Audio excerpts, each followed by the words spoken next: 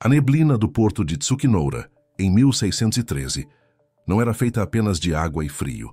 Era uma cortina de incerteza, um véu que separava o mundo conhecido do shogunato Tokugawa do abismo desconhecido do Mar do Leste. Na Bahia, um monstro de madeira e velas balançava suavemente. O Daichimaru, um galeão de 500 toneladas, uma criatura tão exótica e ameaçadora quanto os sonhos do homem que o mandou construir. Era a espada naval de Daichi Masamune, o daimyo de Sendai, o dragão de um olho, e na sua popa, de pé e imóvel como uma estátua de aço, estava Hasekura Tsunenaga, samurai, cristão, embaixador. Seu olhar não atravessava apenas a neblina. Ele perfurava o tempo, voltando a uma noite específica, 6 luas antes nos aposentos privativos do castelo de Sendai. Aquela não havia sido uma noite de batalha, mas de uma cerimônia tão íntima e perigosa quanto qualquer emboscada. Enquanto o vento assobiava nas frestas, 3 homens observavam em silêncio, suas sombras dançando grotescamente nas paredes de madeira à luz de pavios de óleo de baleia. Um monge jesuíta, com as mãos finas segurando um crucifixo de ébano, seus lábios movendo-se em prece silenciosa. Um calígrafo da corte, seu pincel pairando sobre um pergaminho de arroz tão puro quanto a neve do Monte Zau, pronto para registrar cada sílaba com a precisão de um katana. E um observador do shogun, enviado de Edo, seu rosto uma máscara impenetrável de shogunato, cuja mão repousava sobre o cabo de sua wakizashi, não por instinto, mas como um lembrete. No centro deste triângulo de poder, ajoelhados sobre tatames, estavam Hasekura Tsunenaga e o padre Luiz Sotelo. Diante deles, sobre uma mesa lacada, não estava uma espada, mas um objeto que representava um poder ainda mais divisivo, uma Bíblia aberta no Evangelho de São João. O ar estava pesado com o cheiro de incenso de sândalo e do suor frio da apreensão. Aquilo não era uma oração, era uma auditoria da alma, uma documentação de fé disfarçada de diplomacia. Daichi Masamune, sentado em uma plataforma elevada, observava tudo com seu único olho, um olho que capturava cada microexpressão, cada tremor, cada piscar de olhos. Ele não era um homem de fé, era um homem de realpolitik. O cristianismo, que varria o sul do Japão como um fogo incontrolável, era ao mesmo tempo uma ameaça e uma oportunidade. O shogun Tokugawa Ieyasu começava a ver os padres estrangeiros como cavaleiros de uma invasão cultural e militar, e sua paciência se esgotava.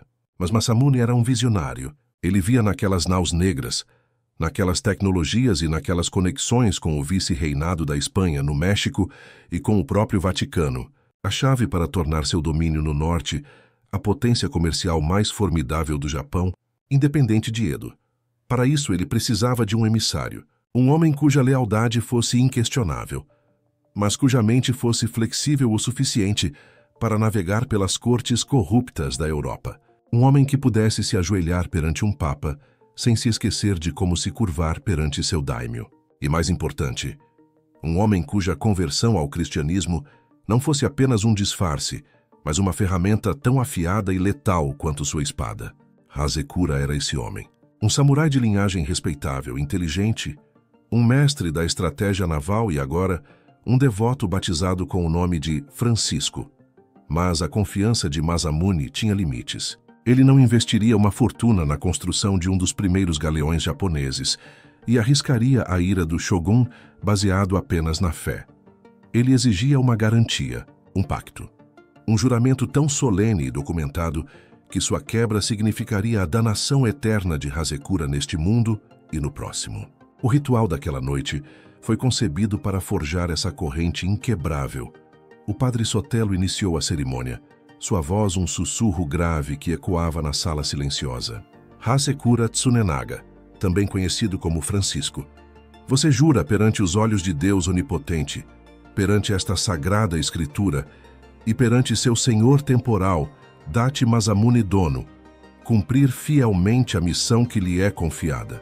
Hasekura não baixou a cabeça. Seu olhar fixou-se no crucifixo. Juro. O calígrafo começou a escrever. O som do pincel sobre o papel era o único ruído, registrando a primeira palavra do juramento. Jura, continuou Sotelo, usar de toda a sua sagacidade e coragem para estabelecer uma aliança comercial direta entre o domínio de Sendai e a coroa espanhola, bypassando os intermediários portugueses. Juro, a segunda palavra foi registrada. Sua voz era firme, mas suas mãos, apoiadas nos joelhos, pressionavam contra o tecido do hakama. Cada juro era um prego no caixão de sua vida anterior, um passo mais fundo em um jogo de xadrez cujo tabuleiro era o mundo inteiro. E jura, a voz de Sotelo tornou-se ainda mais solene. Não vacilar em sua fé perante qualquer tentação ou tortura, representando a Santa Igreja perante o Papa em Roma, como o mais fiel dos filhos, e retornar a esta terra com a bênção papal, e os tratados que garantirão a prosperidade e a segurança do seu povo e do seu senhor. E este era Ocherne. Era fácil ser um samurai no campo de batalha, mas seria ele um samurai de Cristo nas salas de tortura da Inquisição ou nos palácios traiçoeiros de Madrid? Hasekura fechou os olhos por um breve segundo. Ele não via um deus estrangeiro. Via o rosto de seu filho, o futuro de seu clã à costa de Sendai. Sua fé era real, mas naquele momento, ela se fundia inextricavelmente com o dever. Juro. A terceira e última palavra ecoou na sala, mais forte do que as anteriores. O calígrafo completou o caractere final com um floreio. O observador do Shogun inclinou a cabeça levemente, um quase imperceptível sinal de reconhecimento. O juramento estava documentado, mas a cerimônia não havia terminado. O padre Sotelo ergueu o crucifixo. Hasekura, seguindo o ritual combinado, estendeu a mão direita e envolveu a figura de Cristo em um aperto firme. A madeira era fria e dura contra sua pele. Não era um toque de consolo. Era o contato com o peso de um juramento. Ele não estava apenas prometendo a Deus. Estava selando o seu destino com o próprio símbolo do sacrifício. Seu olhar se encontrou com o de Masamune. O daimyo, com seu único olho, transmitiu uma mensagem silenciosa. Agora você é minha extensão. Sua vitória é a minha vitória. Seu fracasso, seu fracasso. Naquela noite, nos aposentos gelados do castelo de Sendai, não nasceu um mártir, mas uma arma humana de diplomacia. O corpo de Hasekura não tremia de paixão, mas de uma determinação férrea forjada no fogo da obrigação. Cada juro não era uma declaração de amor à fé, mas uma estratégia de sobrevivência convertida em performance sagrada. Eles estavam prestes a lançar uma pedra nas águas estagnadas da geopolítica global, e as ondas de choque fariam o mundo tremer. A arma secreta e as sombras do shogunato à luz do amanhecer que se seguiu à noite do juramento não trouxe alívio, mas uma urgência feroz. O ritual nos aposentos privativos do castelo havia forjado o compromisso, mas era nos estaleiros secretos de Tsukinoura que a missão ganharia seus dentes de aço e suas asas de lona. Enquanto Hasekura Tsunenaga iniciava um treinamento tão intenso e peculiar quanto qualquer preparação para o campo de batalha, Date Masamune supervisionava pessoalmente a criação da arma que levaria seu emissário através do mundo, o galeão San Juan Bautista. A construção da embarcação era, em si, um ato de rebelião silenciosa. Carpinteiros navais japoneses, cujas mãos estavam habituadas às linhas elegantes e à estrutura de painéis sobrepostos dos barcos costeiros, agora se debruçavam sobre planos espanhóis, roubados e decifrados, desenhados com a intenção de desafiar a fúria do oceano aberto. O cheiro era uma mistura potente de serragem de cipreste hinoki, alcatrão fervente e o suor de centenas de homens que trabalhavam dia e noite sob tochas. O som não era o do canto tradicional dos trabalhadores, mas o de martelos batendo em ritmo de guerra, cinzéis moldando a quilha maciça e os gritos abafados de orientação. Para Masamune, cada tábua aparafusada, cada vela cortada, era um statement político. Ele não estava apenas construindo um navio. Estava construindo uma chave para destrancar as correntes que o shogunato, de forma crescente, isolacionista, começava a forjar em torno do arquipélago. Enquanto o casco do galeão tomava forma, Hasekura submetia-se a uma transformação igualmente profunda. Seu treinamento não era mais apenas sobre kenjutsu ou táticas de embarque. Sob a tutela do padre Sotelo, suas lições aconteciam na penumbra de uma capela improvisada. Ele não apenas decorava os ritos e orações do catolicismo, ele os dissecava. Aprendeu a complexa teologia da Trindade não como um devoto, mas como um diplomata que precisaria debater com cardeais eruditos em Roma. Estudou a hierarquia da igreja com a mesma meticulosidade com que estudara a árvore genealógica dos clãs samurais. Ele praticava o latim e o espanhol até que sua língua ficasse dormente, compreendendo que uma vírgula mal colocada em um tratado poderia custar ouro, territórios ou até mesmo a missão inteira. Mas a lição mais crucial foi a mais sutil, a arte da dupla identidade. Lembre-se, Hasekura-san, sussurrava Sotelo em um de seus raros momentos de franqueza, longe dos ouvidos do observador do Shogun. Em Madrid e Roma, você é Dom Francisco, o nobre emissário cristão de um poderoso senhor do Oriente. Sua fé deve ser irretocável, sua devoção comovente. Mas nunca se esqueça de que sob a armadura de cortesão europeu, lateja o coração de um samurai de Sendai. O Papa é um aliado em potencial, mas Amunidono é o seu senhor. A salvação da sua alma é uma preocupação para depois. A prosperidade do seu clã é o juramento que selou o seu destino. Era um equilíbrio perigosíssimo. Hasekura tinha de internalizar uma fé estrangeira o suficiente para ser convincente sem permitir que ela corrompesse a lealdade absoluta que era o próprio núcleo do Bushido. Ele praticava o sinal da cruz com a mão direita, enquanto a esquerda, invisível ao lado do corpo, fechava-se no punho vazio de quem segurava o cabo de uma katana imaginária. Sua mente tornou-se um palácio com aposentos separados. Em um rezava, em outro calculava. E não eram apenas os desafios externos que ameaçavam a missão. O observador do Shogun, um homem de sobrancelhas espessas e nome desconhecido que todos chamavam apenas de Kagemusha, a sombra, era uma presença constante. Ele não interferia, apenas observava. Seus olhos escuros registravam o progresso do navio, a frequência com que Hasekura visitava a capela, os encontros entre Masamune e Sotelo. Ele era a personificação do crescente ciúme e desconfiança de Edo. A missão de Hasekura não era apenas uma viagem ao desconhecido, era uma corrida contra o relógio político do Japão. Se o Shogun Tokugawa decretasse uma expulsão total dos cristãos antes de sua partida, o São João Bautista jamais zarparia.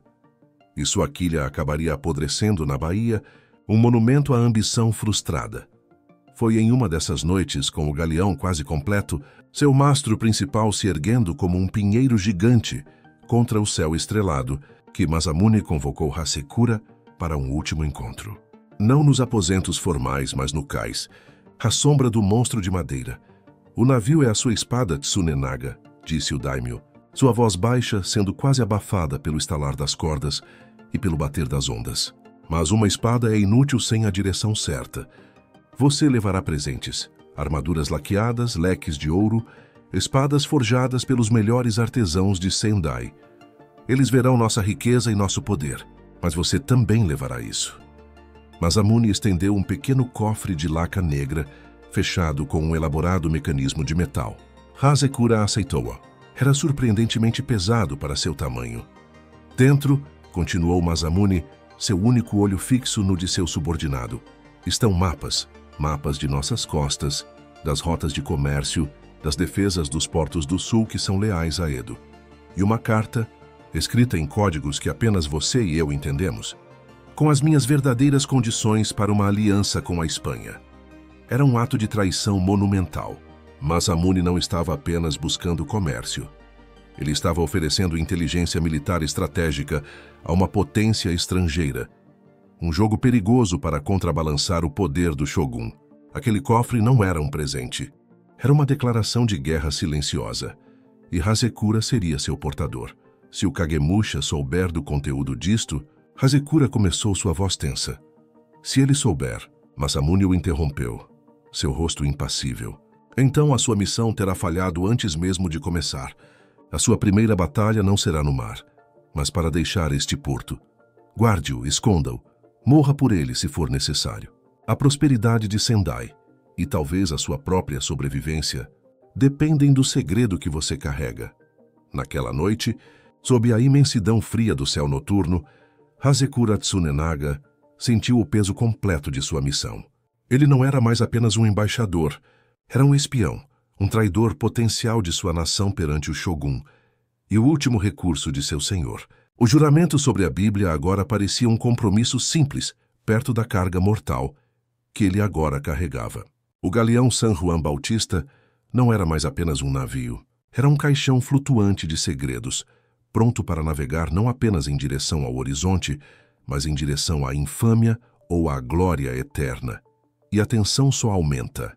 Para garantir que esta missão secreta continue a ser contada, sua aliança com este canal é fundamental. Não é preciso fazer um juramento solene, mas ative o sininho e inscreva-se. E falando em lealdade sendo testada, comente abaixo com a palavra Sendai.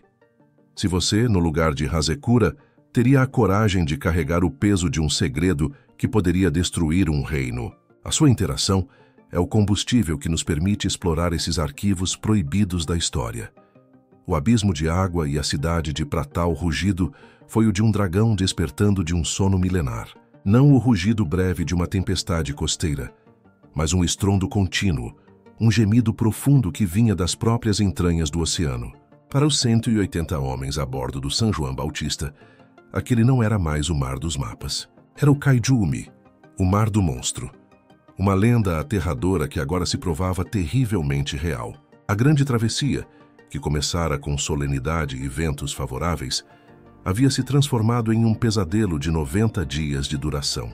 As ondas, montanhas líquidas de um verde escuro e negro, erguiam-se mais altas que o mastro principal, encobrindo o sol e as estrelas, tornando a navegação um ato de pura intuição e fé desesperada. A água, gelada e salgada, jorrava sobre o convés com a força de um canhão, arrancando pedaços de amarração e arrastando consigo tudo que não estivesse preso com a força da morte. Dentro do navio, o mundo era um inferno úmido e oscilante. A escuridão era quebrada apenas por lamparinas de óleo que balançavam louca e perigosamente, projetando sombras demoníacas nas paredes de madeira que gemiam sob o estresse titânico. Os samurais, acostumados à firmeza do solo e ao controle preciso de seus corpos em combate, jaziam enjoados e impotentes em suas redes, seu buchido inútil contra a fúria impessoal da natureza. O cheiro era uma mistura nauseante de vômito, água salgada mofada, padeira encharcada e o temor palpável de homens que sentiam a proximidade de um fim sem glória no escuro, longe de qualquer campo de batalha, onde suas almas pudessem encontrar repouso. No centro deste caos, na pequena capela do navio que balançava violentamente, Hasekura Tsunenaga, o embaixador Francisco, ajoelhava-se. Seus joelhos estavam calejados contra o assoalho áspero. Suas mãos, calejadas pelo cabo da espada, agora entrelaçavam-se com força em torno de um rosário que o padre Sotelo lhe dera. Seus lábios moviam-se em preces em latim e espanhol, mas seu coração, no íntimo, clamava em japonês para os kami do mar e do vento, um sincretismo desesperado de um homem à beira do abismo. O pequeno cofre de laca negra, contendo os segredos que poderiam incendiar o Japão, estava seguro em um compartimento secreto sob o assoalho de seus aposentos, e cada rangido do caço do navio soava como o estalo do cofre se abrindo para o oceano. Foi durante o pior da tempestade, quando um mastro de repique se partiu com um estalo que rivalizou com o dos trovões, que Hasekura teve sua epifania. Ajoelhado, sentindo o navio subir e descer como uma rolha em uma cachoeira, ele percebeu a arrogância fundamental de sua missão. Eles não eram mestres do seu destino, mas insignificantes joguetes nas mãos de forças muito maiores. Seu juramento a Masamune, sua fé recém-adquirida, sua lealdade ao clã, tudo isso parecia uma construção humana frágil e ridícula diante da absoluta indiferença do oceano. Naquele momento, sua performance como nobre cristão desmoronou, deixando para trás apenas o núcleo cru de um homem aterrorizado. E foi nesse núcleo que ele encontrou uma reserva de força que não sabia possuir. Não a força do samurai que carrega sua katana para a morte certa, mas a força mais silenciosa e tenaz do sobrevivente, daquele que se recusa a desistir. Ele se levantou, cambaleando, e saiu para o convés. O vento tentou arremessá-lo ao mar, mas ele se agarrou a um cabo. A água gelada cortou seu rosto como uma lâmina. Ele viu seus homens, marinheiros e samurais, lutando não por honra, mas pela vida mais básica. E naquele instante, Hasekura deixou de ser apenas o emissário. Ele se tornou o capitão, Sua voz, antes usada para orações sussurradas e discursos diplomáticos, ergueu-se como um rugido, ordenando, incentivando, unindo a tripulação japonesa e espanhola em um único corpo que lutava contra a morte. Ele não rezou mais, ele agiu, e na ação encontrou uma fé diferente, não em Deus ou no Shogun, mas na capacidade humana de resistir. Quando a tempestade finalmente passou, deixando para trás um mar incrivelmente plácido e um céu lavado, o San Juan Bautista estava irreconhecível, um aleijado bojando sobre as águas, mas estava flutuando. E no horizonte, após semanas de reparos precários e racionamento severo, uma linha tênue de terra apareceu. Não era a costa lendária da Nova Espanha que eles esperavam. Era uma península árida e rochosa. Eles haviam sido desviados centenas de milhas ao norte. O desembarque, em um local que os mapas espanhóis mal registravam, foi um affair caótico e humilde, um anticlímax para uma travessia épica. Eles não foram recebidos por uma comitiva oficial, mas por pescadores nativos de olhos arregalados e alguns soldados espanhóis de um posto avançado que não conseguiam acreditar no que seus olhos viam. Um navio de desenho estranho, tripulado por homens de olhos puxados, vestindo armaduras exóticas, liderados por um homem de porte nobre, que se ajoelhava na areia e beijava o solo com uma mistura de êxtase e exaustão. A jornada até a cidade do México foi outra odisseia, agora por terra, através de desertos escaldantes e montanhas imponentes. Cada légua percorrida era uma lição de humildade. O vice-reinado da Nova Espanha não era um território selvagem. Era um império dentro de um império, com cidades prósperas, minhas de prata que cuspiam riquezas inimagináveis, e uma complexa sociedade de espanhóis, crioulos, indígenas e mestiços, que deixava a rígida hierarquia do Japão parecer simples. Em Cavo, a primeira grande cidade, a recepção foi de puro espanto. Hasekura e sua comitiva foram tratados como visitantes de outro planeta, o que em muitos aspectos eles eram. A pompa e circunstância foram organizadas às pressas. Procissões, missas de ação de graças, banquetes.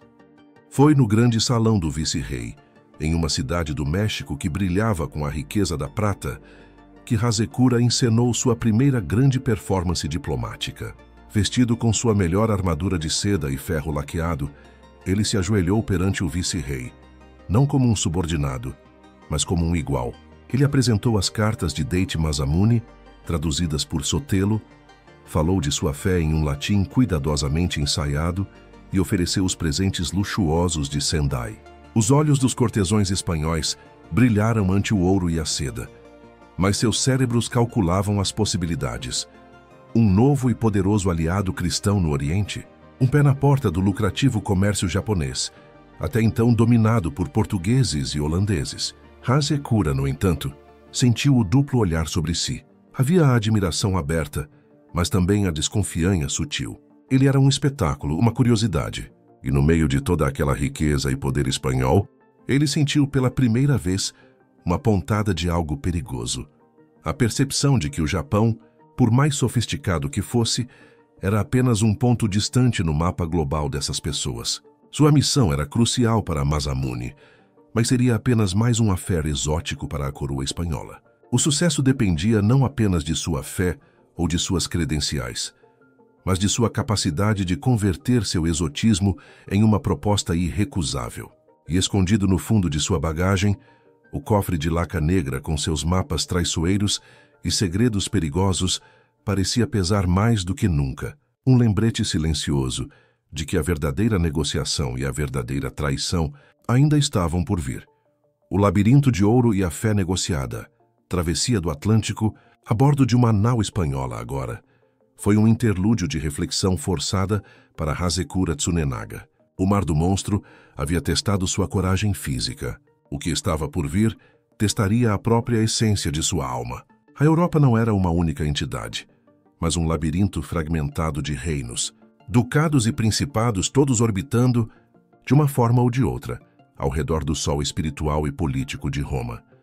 A cidade eterna era seu destino final, o local onde o sucesso ou fracasso de sua missão seria decretado pelo homem mais poderoso do mundo ocidental, o Papa.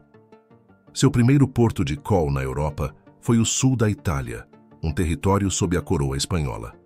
E se o vice-rei no México havia ficado maravilhado, os nobres napolitanos e os burocratas espanhóis ficaram absolutamente deslumbrados.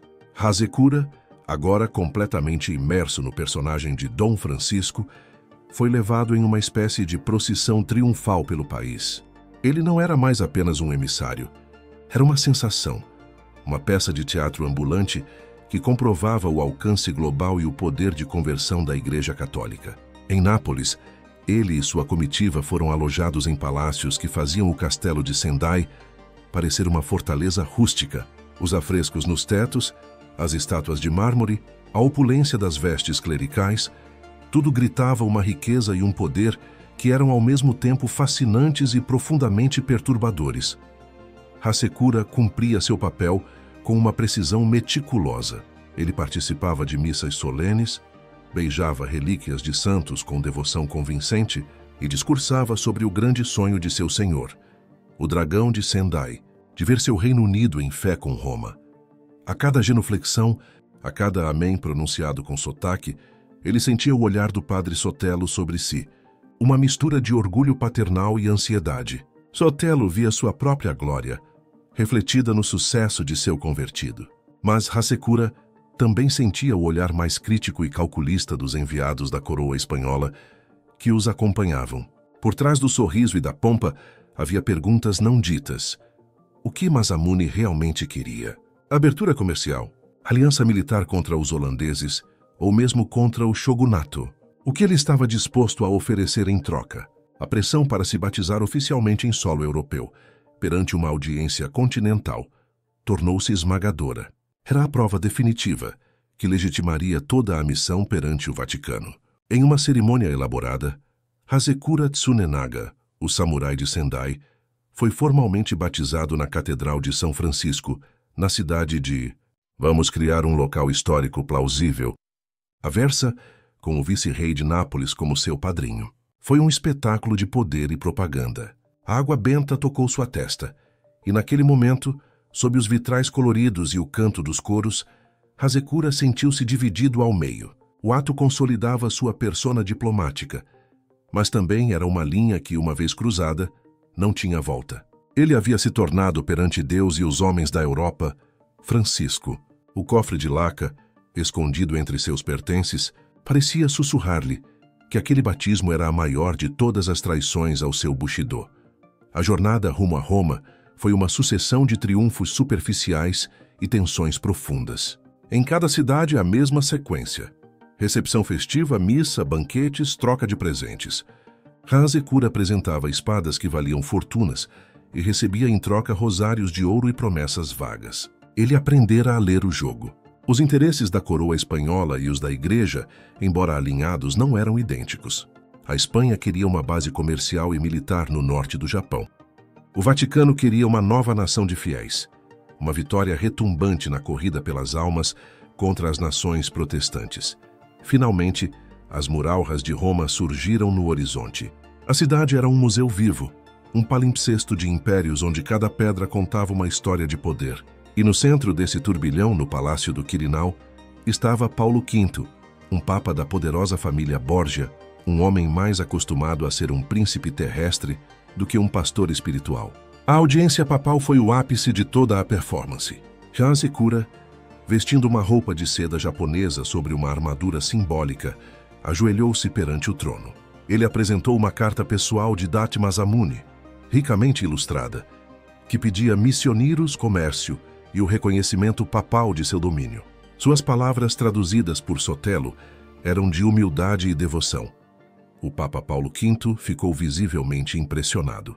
Aquela era uma conquista sem precedentes. Ele aceitou os presentes, incluindo uma espada cerimonial que foi examinada com admiração, e concedeu a Hasecura e a Masamune o que eles mais desejavam, em termos de legitimidade espiritual: a cidadania romana honorária para Hasecura e uma bênção apostólica. Solene para o daimyo de Sendai, foi um triunfo diplomático. Pinturas foram encomendadas para registrar o evento, eternizando o samurai japonês de joelhos perante o sucessor de São Pedro.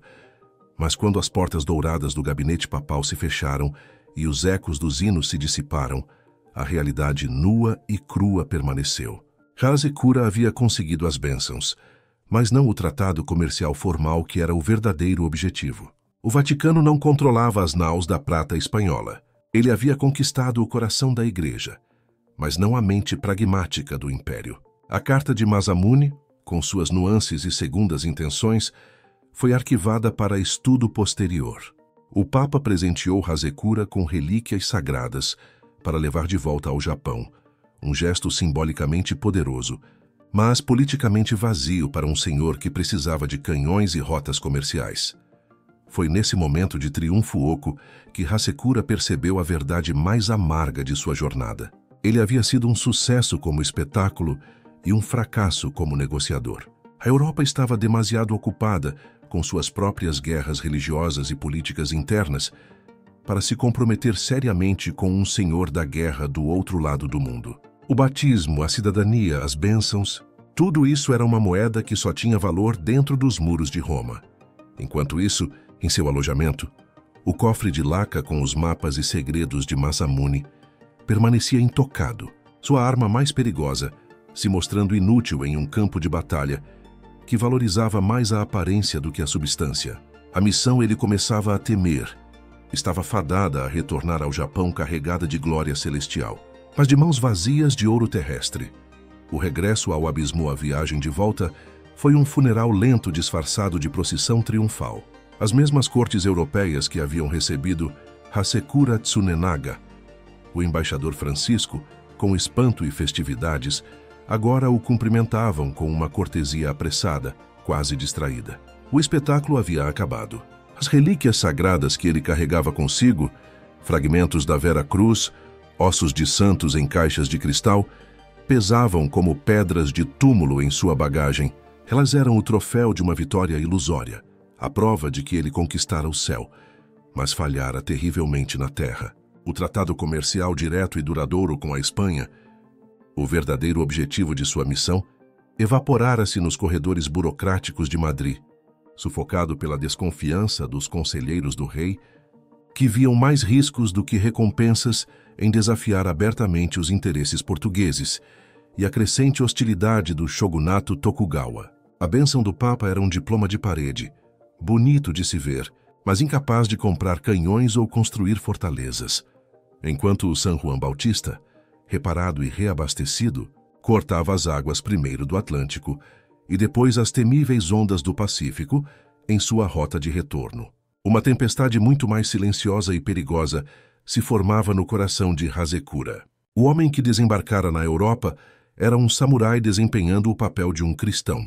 O homem que agora retornava era uma colcha de retalhos de identidades conflitantes. Ele havia vivido como Francisco por anos, e a persona havia deixado marcas profundas. As orações já não eram apenas versos decorados. Traziam-lhe um conforto estranho. A visão de um mundo vasto e interligado, com suas complexidades além do rígido código do Bushido, arranhara a superfície de sua certeza samurai. E no fundo de tudo, havia o peso morto do cofre de laca. O segredo que outrora parecia uma arma poderosa, agora se assemelhava a uma culpa, uma prova potencial de sua traição não contra o shogun, mas contra a própria nação japonesa. Esta crise interna, porém, logo seria ofuscada por um perigo externo e imediato. Quando a costa montanhosa do Japão finalmente surgiu no horizonte, não foi um alívio que Hasekura sentiu, mas um aperto no peito. A mensagem que os barcos de pesca lhes entregaram assim que entraram em águas territoriais foi um golpe direto e brutal.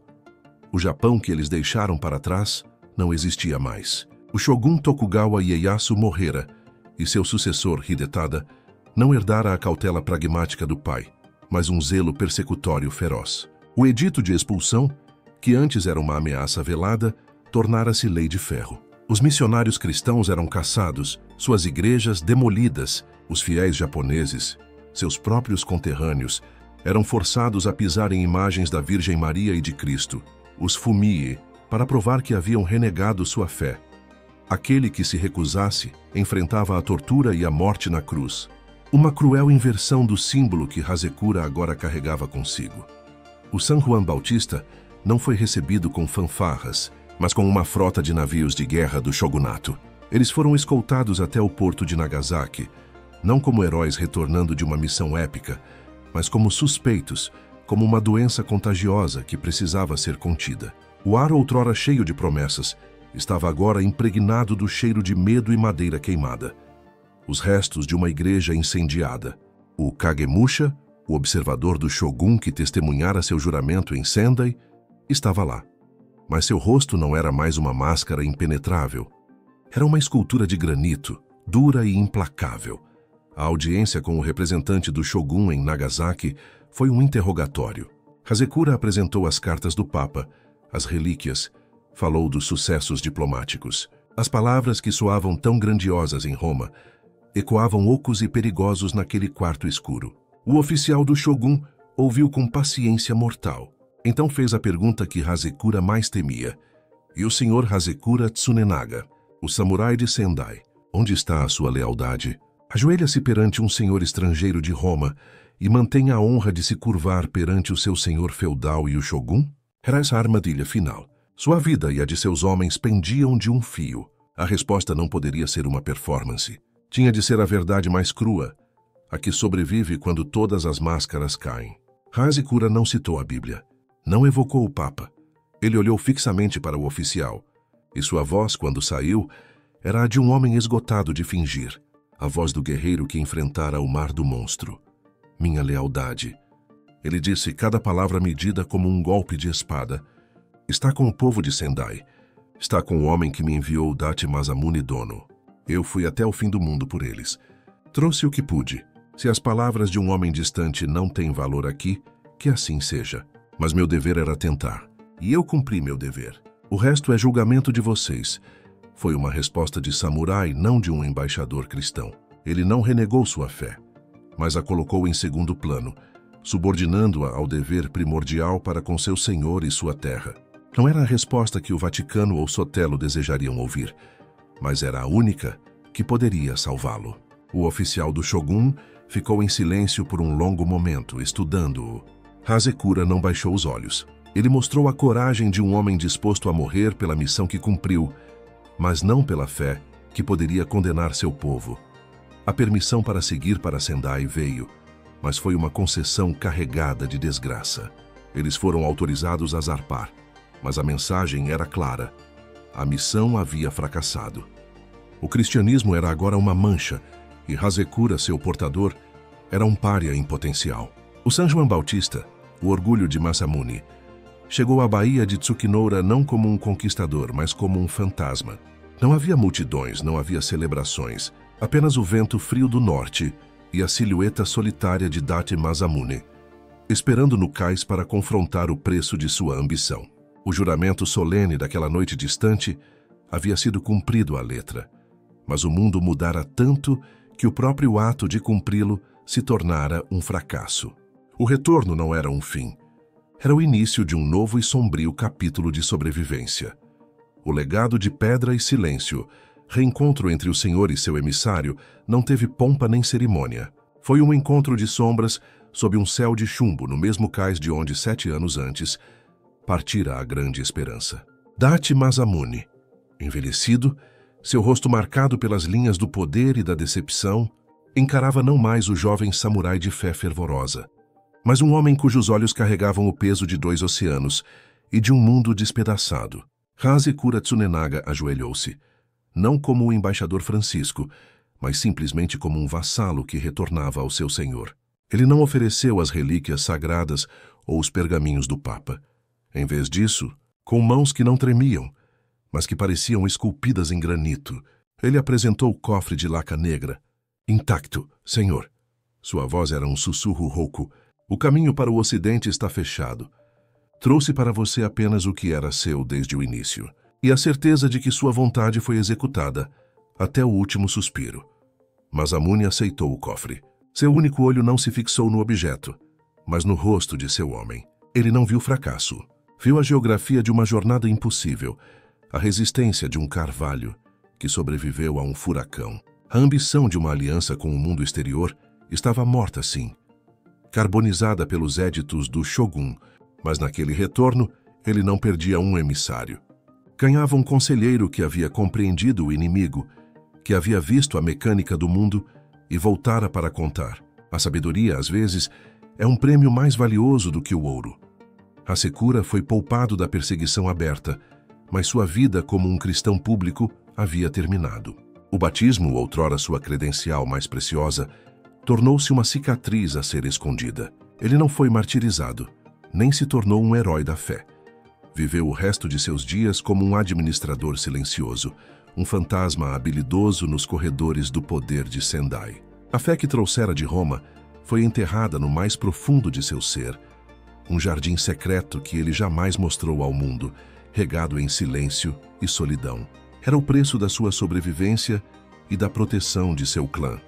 O padre Sotelo, cujo sonho de um Japão católico desmoronara, foi expulso e, anos mais tarde, morreria martirizado, queimado na fogueira em Omura. Sua fé inflexível encontrando o fim que a pragmática de Hasekura evitara.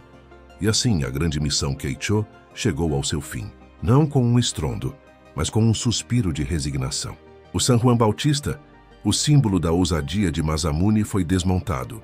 Sua madeira forte, que enfrentara o Kaiju-Umi, foi reaproveitada para a construção de um templo budista. Era uma metáfora final e poderosa. Os sonhos de conexão global eram reciclados em estruturas de contenção local, a matéria-prima da ambição transformada em alicerce da tradição. Mas a história teima em não ser linear. Enquanto as sementes do cristianismo eram sistematicamente erradicadas do solo japonês, uma delas, a mais resistente, brotava em segredo nas entranhas do poder.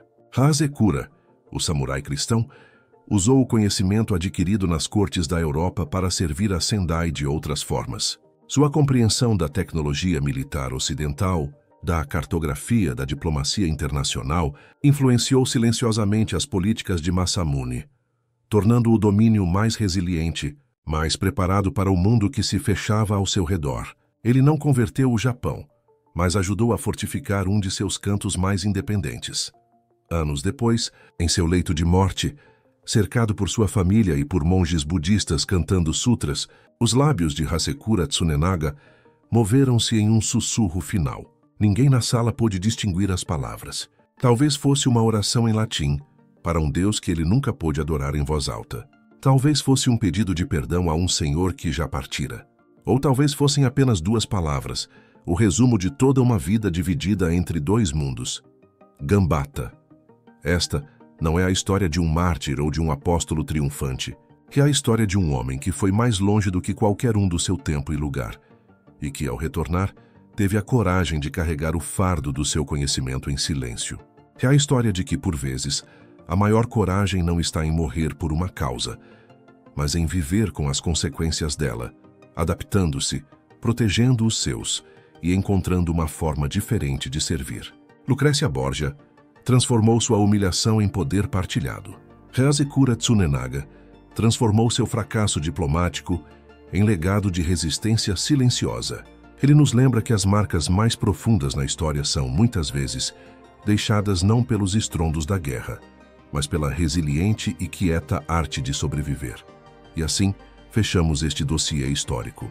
Se esta jornada pelo lado oculto do poder, pela coragem silenciosa e pelos destinos que se entrelaçam nas sombras da história, tocou o seu espírito de curiosidade, a sua aliança com este canal é o que nos permite desviver estes arquivos proibidos.